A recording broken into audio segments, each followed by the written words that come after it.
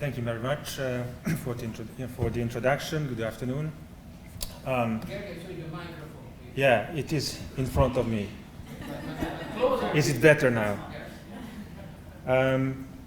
Yeah, so I was already introduced as the guy from Transylvania, one of the two guys of Transylvania. But the story is a little bit more complicated. I'm from Budapest originally, but my grandparents are from Transylvania as well. So I'm kind of returned to Transylvania 17 years ago, and now I'm living in the Eastern Carpathians and doing different projects there. I have a background in rural development. This is what I studied in the Hungarian University, and I also have a master's degree from Cambridge University, which is called Conservation Leadership, which involves conservation and leadership. So these are the topics I kind of deal with in my projects in Transylvania. And this is the name of my organization. And I think the name of the organization describes pretty well what I'm doing. So I'm not only dealing with built heritage projects, but I also work in the field of nature-friendly farming. And we also have a project on ancient trees already for about 10 years. But first of all, where is this area in Transylvania? So I can see it, yeah, the bottom right corner, you see the map of Romania, and there is this red dot, which indicates the area where I live. It is called the Csík-basin, and it is surrounded with the Csíky Mountains. And in the big map you can see the two main parts of the area, which is the Csík-basin and the Gyimes area, which is more mountainous and it has a more narrow valley landscape. And also these areas have a difference in terms of architecture. Very interestingly, the Csík area was populated already at latest in the 11th century by Hungarians, whereas the Gyimes area was only populated in the 18th century, which then resulted in different building culture, and it has also a very complicated history. I don't have time to talk about it, but it would be interesting. Yeah, just some basic ideas. My very first project, when I arrived in Transylvania in 2006, I had mainly three ideas what I would like to deal with as the new manager of this region. And one of them was built heritage protection, because, as already mentioned, the houses, peasant houses and barns in Transylvania survived the communist times, which is quite a big deal compared to Hungary, for example. And the reason was partly the remoteness of this area, as well as the slight differences between the agricultural system, how the nationally owned or the Communist Party owned cooperatives were set up in Transylvania was a little bit different, and there was always space for a little home farming as well. So not only the buildings, but also the traditional knowledge of farming survived in Transylvania. And after the communist system fell in 1990, most of the families got back the land of their ancestors, which meant they were kind of forced to start farming again. At the same time, the industrial system collapsed, so there was another reason to return to the villages from the towns and try to survive in some way, which wasn't very easy. However, this is the background why in the early 21st century, Transylvania was still full of old houses, and even more old barns are there. And of course, these buildings carry the history of the last generations, so there is an emotional and family history connection. But it's also important to mention that in this Eastern Carpathian area, not Romanians but Hungarians are living. So it was easy for me to get there and start a new life. But also because there is this minority, which is a quite strong and rather geographically dense population, there was an extra reason to kind of keep and continue the traditional knowledge, including the survival of all the buildings.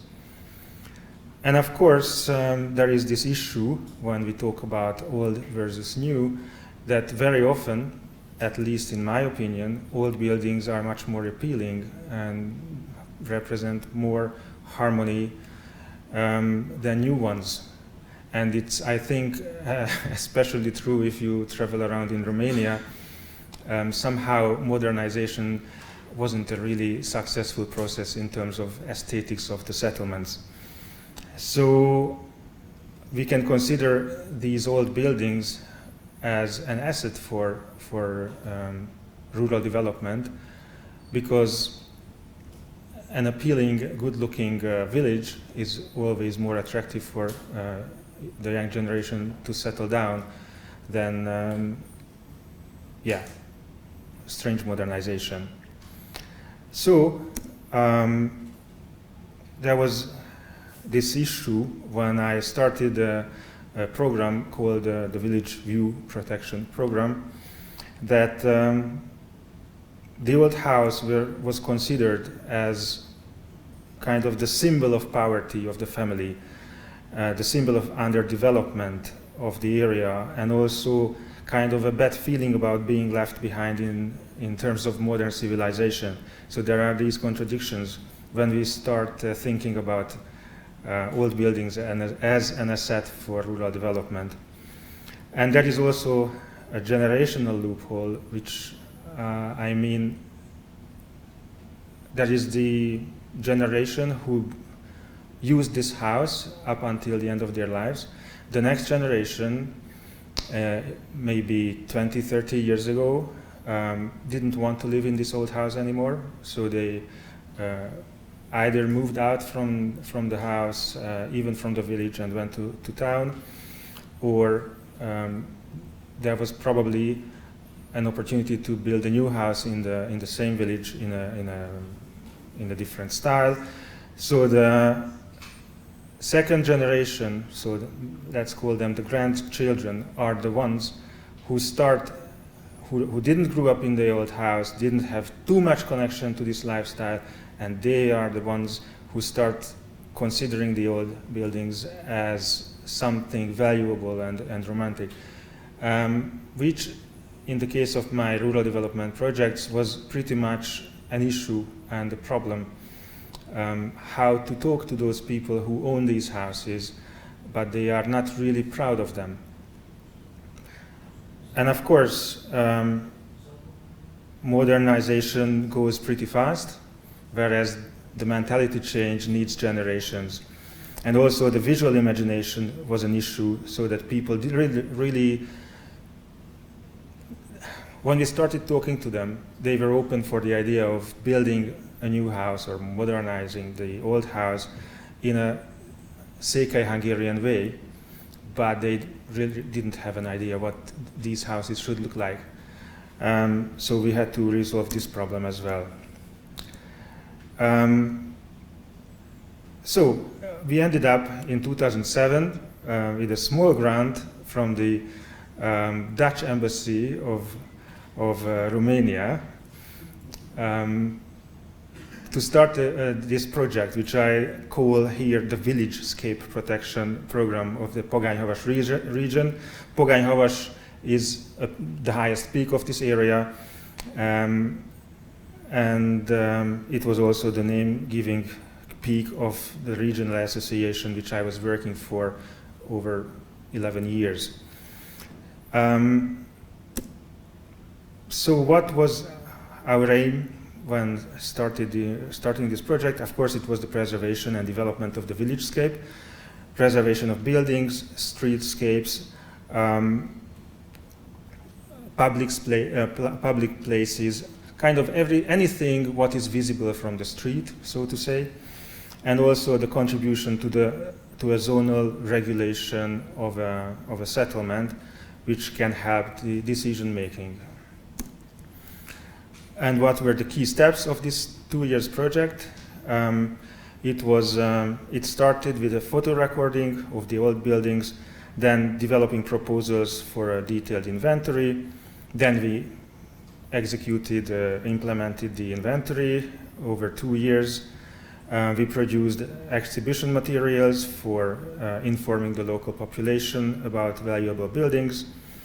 It was the elaboration of the village-scape development plans for the municipalities.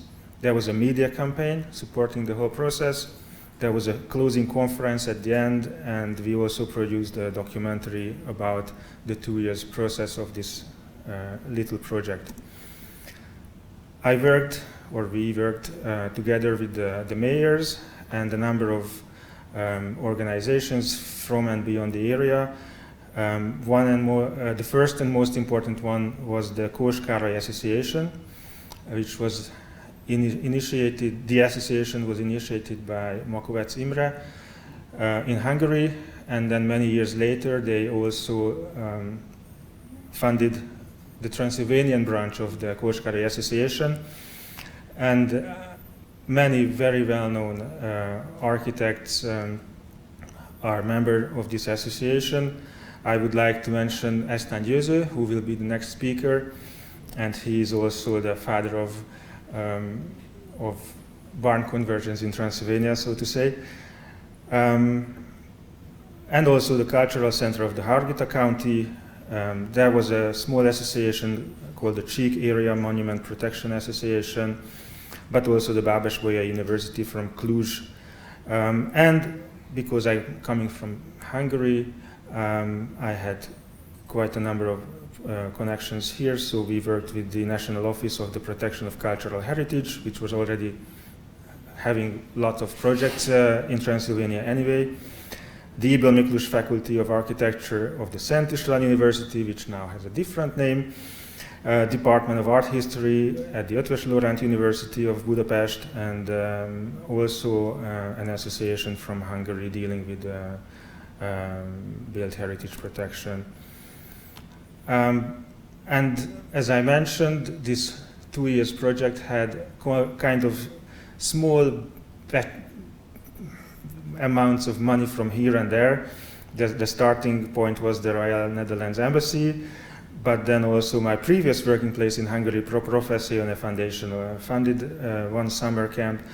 The Harghita County Council contributed, the National Cultural Fund of Hungary, a Hungarian based as political association or foundation in Romania, and also the local councils contributed to the project. And one of the outcomes was, which I consider as an exciting example, the so-called village view development strategy of the region, developed by a very prominent architect from Hungary, unfortunately not alive anymore, Rajsul Gábor, who came for 2 summer camps to my region, and they worked with many students on the inventory of the buildings, and at the same time they were developing ideas how so-called tourism development strategy can be developed based on local architectural elements. And here is one example of many, which is an information board at the entrance of the Gyimes Valley, which, as I mentioned, is a rather separate, ethnographically and geographically separate part of the region. And on the next page, or next slide, is another page of this document, which gives kind of development ideas to traditional house owners, how they can introduce bathrooms, kitchens in their old houses, how they can utilize renewable energies without destroying the traditional look and feel of the buildings. We organized many exhibitions throughout the villages so that the local population, who, as I mentioned, wasn't really aware, neither proud of their built heritage, should learn that actually what they have is pretty much valuable. It's not an easy job to tell the people that what they have is not the symbol of poverty, but the opposite for some people.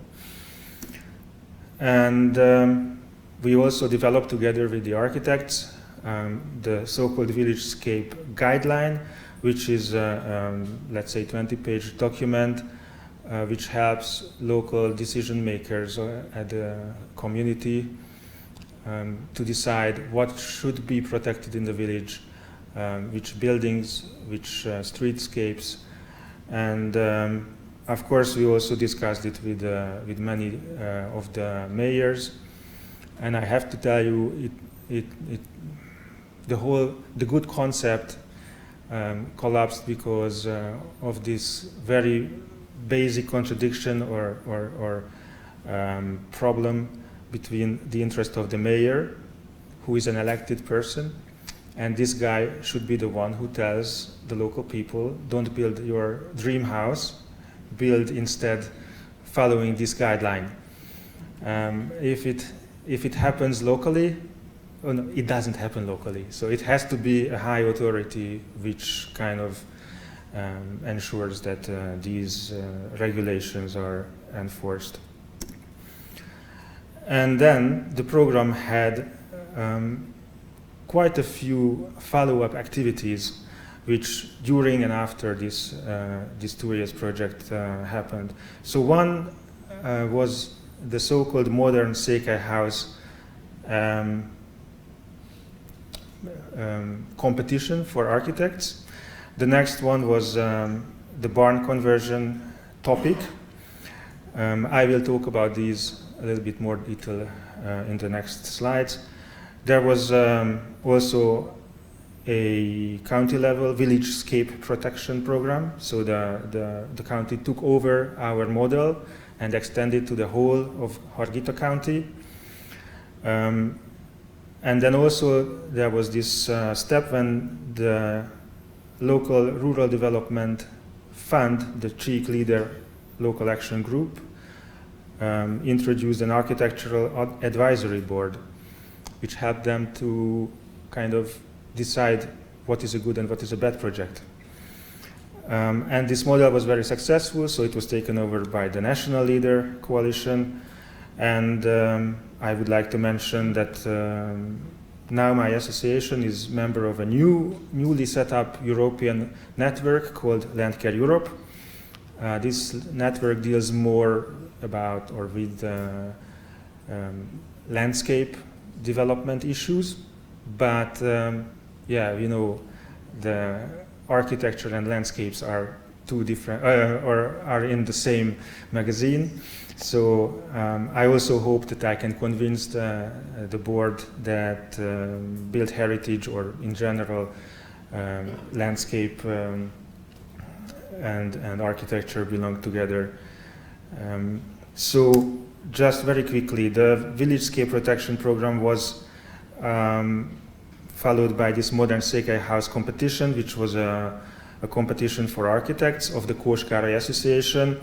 And that was the aim was basically to develop those existing visuals which can help the locals, the house owners, how they should set up or build a new modern Székely house.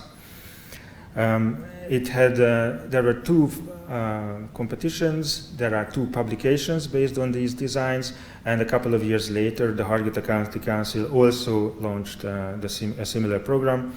And as you can see, there is also a website where you can look at some of these designs. Then we also worked together with Eszter Győző about these publications. it's basically another tool to help barn owners to stop them thinking about demolishing the unused barn, but instead they should use them in new ways. So it's basically a barn conversion guideline. I have 2 copies here, which I will then give you after my talk. You can have a look, but these are last copies, so please return them to me. And there is also another publication which was produced by Tövisi Zsolt, also mentioned in the talk of Andor yesterday, who developed a guideline for the conversion of the village house. So there is only 1 copy of this one, so please do return it. Yeah, the Architectural Advisory Board of the LEADER Action Group. So the LEADER is the European money for rural development. Every European member state has a LEADER program, and it's pretty much so the money comes top down, but the proposals, what should be done locally, is rather bottom up, and therefore it was a good tool for us to include built heritage protection in this program, and these very prominent architects signed up for this job for a very little money, and they were happy to give advice to the decision-making body which buildings should or should not be supported. But it wasn't kind of a negative approach, stopping project. It was rather an advisory approach, so that if someone came with an idea, we would like to build this or that, the advisory board provided immediately advice how they should start thinking about the project so that it will comply with these guidelines of the LEADER Action Group. And as I already mentioned, this approach was very successful, so a couple of years later, in the next 7 years European funding period, the Romanian national coalition of the LEADER program took over this approach, and many Romanian LEADER action groups used it. And there was this other approach, which was basically grant for repurposing old buildings.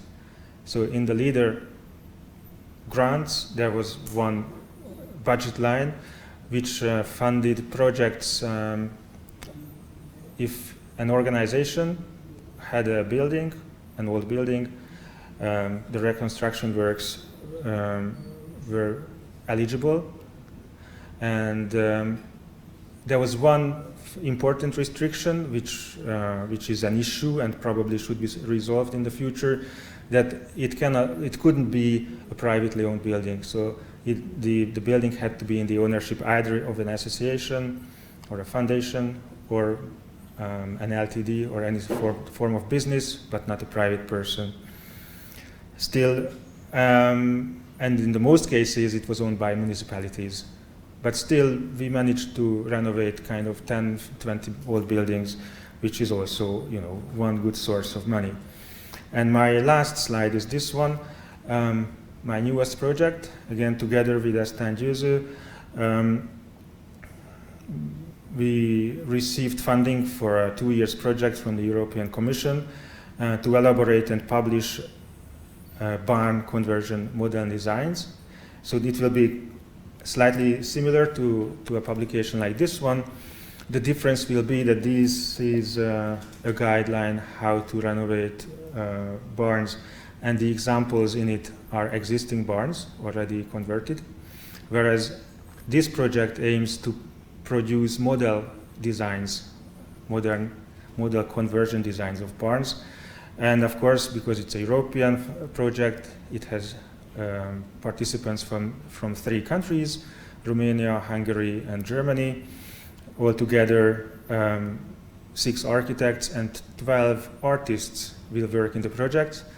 The artists were involved to kind of level up a little bit the expectations, so that we can hopefully come up with very appealing and attractive designs for converted barns. And these publications will be available by the beginning of 2015. Probably I should have talked about Prince Charles and other interesting topics. I missed it, but in the afternoon we can still talk about that one. So thank you very much for your attention.